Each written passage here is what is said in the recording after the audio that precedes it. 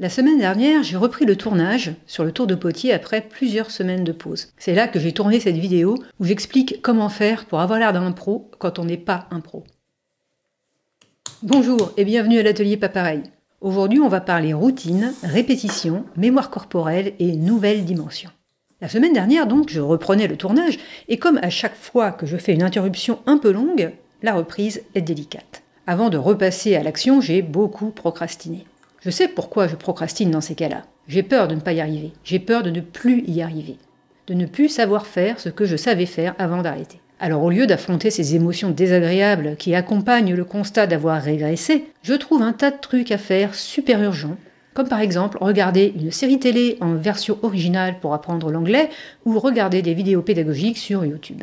Mais lundi dernier, j'ai fini par me décider. J'ai préparé mes boules de 810 grammes et j'ai préparé le poste de tournage. Mais cette fois-ci, avant de m'installer au tour, j'avais pris une décision. J'allais tourner tous les matins pendant une semaine, pendant au moins 2 heures. Cette décision, elle part de quelque chose que je sais très bien, que j'ai déjà mis en application par le passé, notamment quand j'ai décidé que je voulais maîtriser une fois pour toutes le centrage de la Terre sur le Tour de Potier et qu'on n'en parle plus. Allez savoir pourquoi je répugnais à remettre en pratique cette décision, qui avait très bien fonctionné, pour maîtriser cette forme de bol que j'aime bien, une forme élancée, avec à l'intérieur une courbure toute douce, toute ronde et sans contre-courbure. Bref, ce que j'allais mettre en pratique, c'est la répétition à la bonne fréquence pour permettre la mémorisation corporelle. C'est-à-dire faire en sorte que le corps enregistre dans ses mémoires les gestes qui doivent être faits pour réaliser ce bol que j'aime et ainsi pouvoir en faire plusieurs sans me prendre la tête, sans paramètres aléatoires, sans régression et sans jeter la moitié de ce que je produis. Alors cette histoire de mémoire corporelle, c'est pas du tout une théorie pour moi. J'ai eu l'occasion de faire l'expérience très corporelle de la puissance de cette mémorisation avec la pratique du piano. Il y a quelques années, peut-être 10 ans de ça, j'ai appris à jouer la fugue de Bach en do mineur. C'est une fugue assez compliquée à apprendre pour les mauvais pianistes comme moi, et il m'a fallu des mois pour la mémoriser. J'ai tellement travaillé, tellement répété que je la connaissais par cœur, tellement par cœur que mes doigts couraient tout seuls sur le clavier et que je pouvais les regarder faire tout en parlant à quelqu'un. Et puis j'ai cessé de la jouer. Pendant plusieurs années, je n'ai pas ouvert le piano jusqu'au jour où j'ai eu envie d'y revenir. Alors bien sûr, j'avais tout oublié. Mais je me réjouissais à la perspective de la réapprendre en profitant de la magie de la mémoire corporelle. De fait, à mesure que je redéchiffrais la partition, mes doigts allaient tout seuls là où ils devaient aller pour faire la note suivante. Ma tête était incapable de savoir où je devais aller les poser, mais le corps, lui, se souvenait et le geste se faisait poussé par cette mémoire. Tout ce que j'avais à faire, c'était m'effacer, effacer ma tête, laisser au corps l'espace dont il avait besoin pour s'exprimer et me réapprendre la fugue en do mineur. Comme si les mémoires du corps, jusque-là endormies quelque part, se réactivaient à ma demande par l'action de jouer. Le mot important là-dedans, c'est action. C'est l'action de faire qui convoque la mémoire, c'est l'action qui amorce la pompe. Mais qu'est-ce qui fait que ces mémoires corporelles étaient stockées et bien stockées ? C'est la répétition à la bonne fréquence, à une fréquence suffisante. Je me rappelle avoir soulevé la question alors que j'étais en formation dans une école de psychothérapie relationnelle à Paris. Je me rappelle donc avoir soulevé la question de la raison pour laquelle les thérapies dites classiques préconisaient une séance par semaine, dans la plupart des cas. C'est une histoire de fil.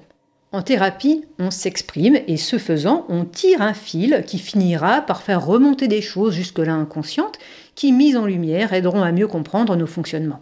Si les séances sont trop espacées, la tension retombe, c'est-à-dire que le fil se détend. Alors la nouvelle séance ne sert qu'à retendre le fil et on peut passer des années à retendre un fil qui s'est détendu sans jamais attraper le poisson qui est au bout.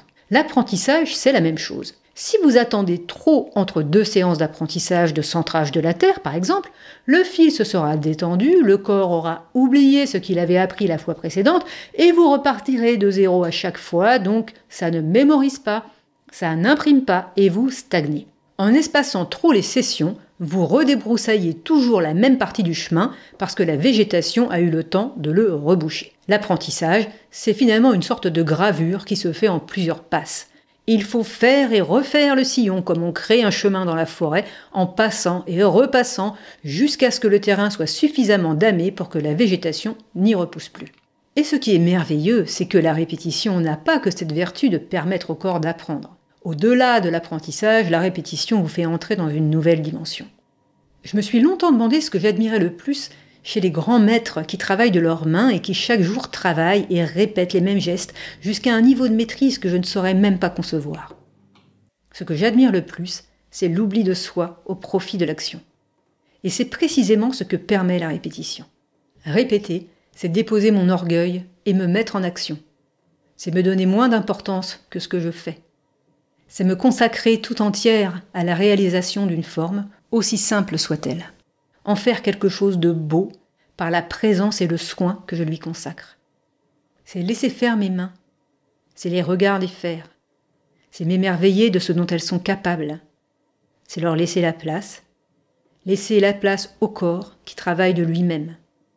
C'est permettre à la tête de ne plus être aux commandes, mettre l'esprit en veille, déposer mon orgueil.